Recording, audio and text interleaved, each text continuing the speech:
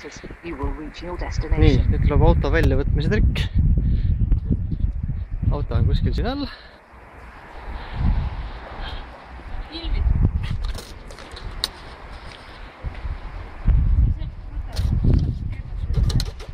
€6. €6. Hakkab mürisema. Tule sealt eest ära. Kuskilt midagi koliseb. Meie auto hakkab kuskilt tulema. Näe, kui tuleb. Tšuu!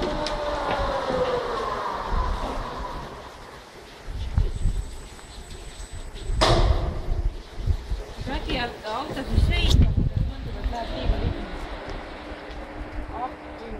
See lähebki. Krõpsti! Aga kõik autod ei mahugi seda siin ära. Ja kohal.